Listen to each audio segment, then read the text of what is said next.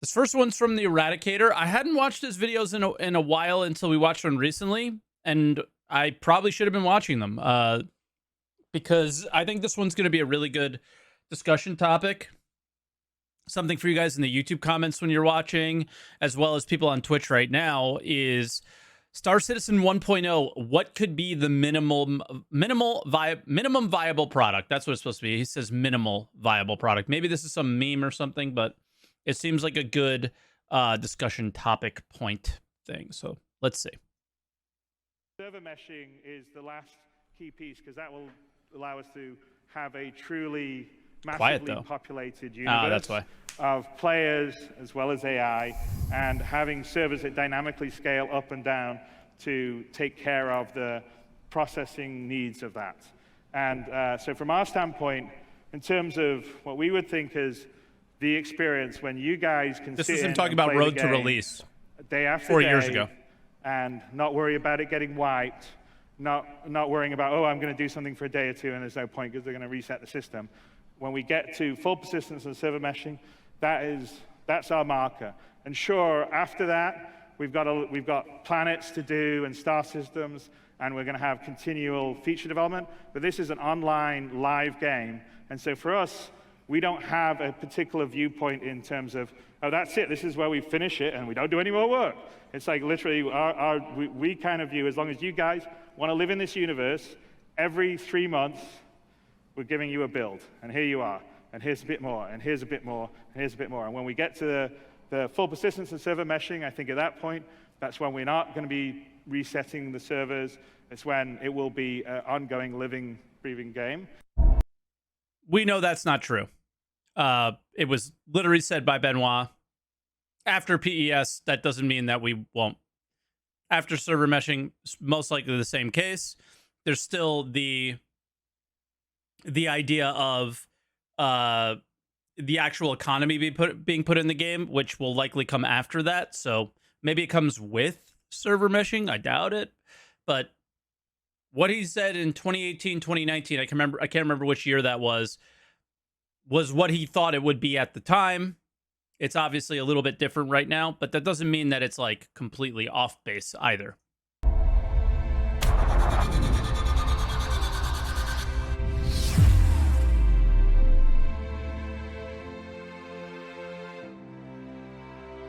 Hey everyone, TheEradicator here, and in today's video we will talk about the minimal viable product that Star Citizen 1.0 is going to be. I know that some people out there are going to say that this video is coming out way too early and that I shouldn't be talking about that this early, but this is where I disagree, because as we are nearing the completion... Is this video too early? It's never too early to talk about these things. Yeah, right?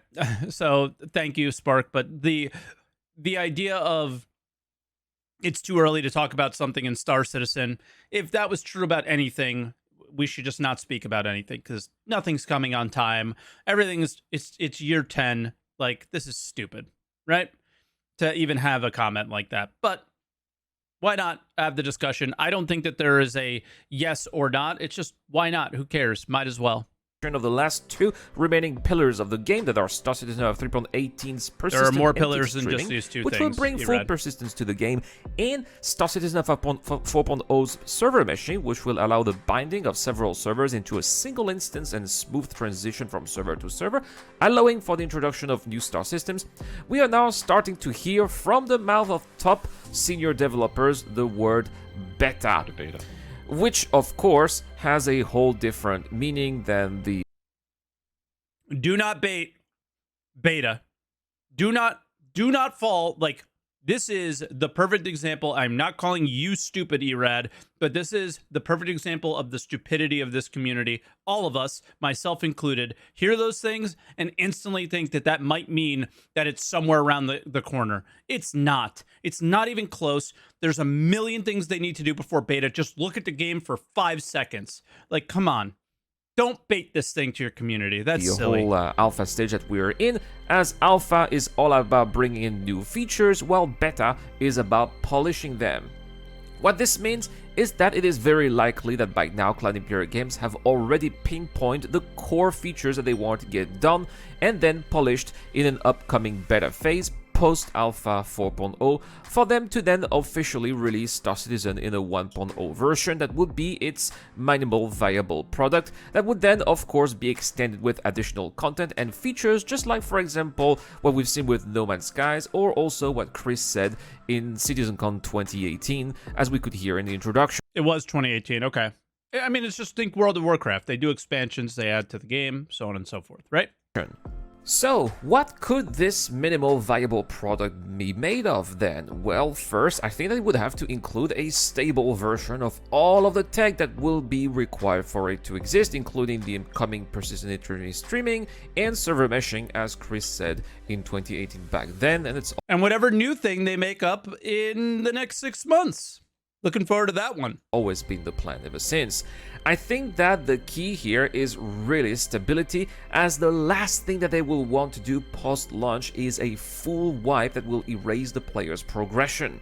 Such actions are indeed required now in Alpha's phase, and it might be necessary in Beta to simulate perhaps how launch would eventually happen, but it would cause an immense backlash if it ever happened after Star Citizen reaches version 1.0. Next, I think that also we would need more professions as well, as a couple of must-have occupations are currently missing from the game. For example, I have long advocated for the inclusion of passenger transport, which I really think is a must in any space simulation. It would also be fantastic to get a very first basic version of crafting. Say, for example, you buy some materials that will allow you to create a product that you'll be able to resell with some added value. These could be, for example, processed food or medical supplies or distilled spirits, which are commodities that traders are very familiar with now. Next, I would also like smuggling to perhaps play a larger role, especially with the arrival of Paro and then Nyx. We could imagine that some of the items that could be found over there would then be sold at a very high price on the Stanton black market, finally making the high-risk, high-reward type of game in Star Citizen becoming true. Now, then, I think that the law system would have to finally be working as intended with the desired features. For example, something that we've heard for a long time from Cloud Imperial Games are how the armistice zones will eventually be removed one day, because the game will be able to maintain the law and order by itself, either with the use of armies of NPCs or with the use of anti-air and anti-personnel facilities at outposts. The law system would also have to be polished enough so that bugs or unintended situations that can cause an accidental crime stat get gradually eradicated. Crime stat in Star Citizen. That's beta. That's where you hit beta, right? Is where you really focus on those things, probably. And that's not... Is that where the minimum viable product would be, or is that the post-beta? It's hard to say. Will have some serious repercussion in the future. It will potentially alter your reputation with certain groups or certain mission givers, and then it might cut your access to certain missions too. It will be all the more frustrating if you would have nothing to do with those punishments. The improvements mentioned in this section, however, do require server meshing for better server performance and full persistence to maintain the status of the NPCs and ships involved in the action. Since these are coming soon, however, we can imagine that those new features regarding law enforcement will also come as well throughout the year 2023.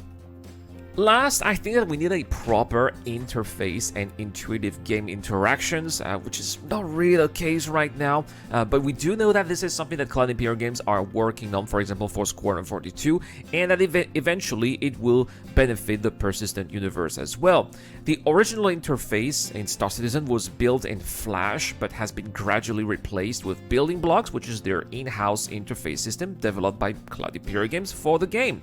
So far, we have seen beta thing. kiosks being replaced, but there's still a lot of work to do there, especially, for example, the star map or the ship multifunctional displays or just global interactions with the game.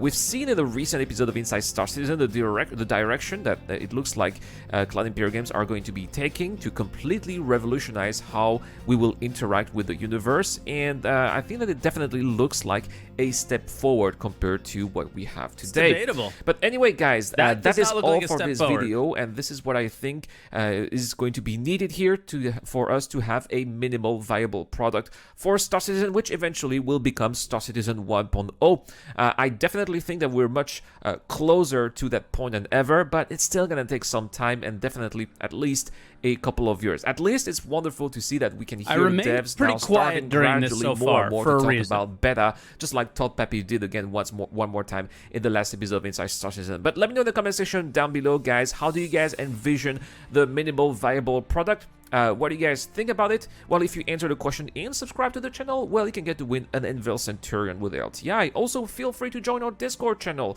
It's free for everybody to join there. We've got a lovely community and a video sharing contest where if you enter, you can get to win 2 more Centurions with LTI, or you can also be a Patreon member or YouTube John member. Any help over there is much appreciated. There's a lot going big on shout here. out to everybody who supports the channel via these Nice. via these websites. Anyway, guys, thank you so much for watching. Big shout out to Captain Stead, Geek Citizen, Eric Owen, Dr. Forbidden, and DJ Dunn. It's the Eradicator. I will see you guys later.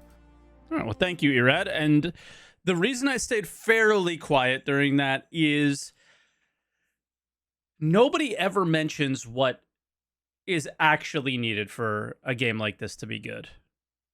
And they always touch on like specific features, right? And it's always like, oh, we need server meshing, or we need salvage, or we need this, we need that. He did a decent job of like certain things, like a better UI, a better law system. Agreed, right? But there needs to be player-driven action. There needs to be why we do things in the game is clear, concise, easy to understand. The game driving player action, whether you do that with an economy, whether you do that with certain, I don't know, events, whether you do that with time sinks or not time sinks, gold sinks, things to fight over for orgs, whatever it is, you have to place in something to drive the player to actually want to play the game. Right now, I would imagine most of the player base does this. I'm just guessing, but let me know down in the comments below as well. I imagine most people check out a new patch, try it out for a little bit, and then go play other games. I think most people with the aspirations that Star Citizen have expect this game to not be that way at some point, where it's very much the idea of logging in every single day and playing every single day because this is the game that you play. It doesn't support that right now. And adding player transport, Erad, is not going to make this your everyday game for everyone, right? It is player-driven action. The start of an MMO is like the best time ever because you know you're chasing, everybody's leveling, and you're trying to get to their level, and you're trying to hit endgame content and all sorts of things like that. Something like that in the game of Star Citizen, because we all know Star Citizen is not an MMORPG, which is, again, I've been talking about it a lot more lately on the channel. That's something more I'm interested in, are MMORPG type games, and I'm realizing more and more that Star Citizen doesn't really fit what I love about gaming. And part of it is because we don't know what Star Citizen will be. It's very hard to say what the minimum viable product will be when they don't give you basic design of what we would do in the end game of Star Citizen, right? So you have to start with why we do things and then go from there. And it's just not what they do. And it's a weird one. But for me, I think it's like economic, a good, strong economy that drives the player to interact with the game world as much as possible. And that could be through gold sinks, as well as needing to get better stuff and things like that, right? So reputation, a really good reputation system is probably going to be what does that, along with an economy that supports it. That would be my minimum viable product for a Star Citizen. Let me know what you guys are, what your guys's are, I guess, is what you would say. I don't know. But yeah, that'll do it for the video. Also, if you guys want to, this is obviously going to be up on YouTube. One thing that I find a problem with YouTube is the comment section. It's very difficult to have a back and forth. We have a Discord.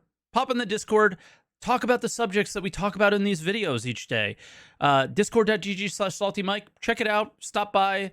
Let's have conversations about this stuff. These things are fun to have back and forth with. I try to choose videos that create that. A minimum viable product, what you need for Star Citizen to be fun, I think would be a great conversation. So stop by there and give it a go. All right. Thanks for watching.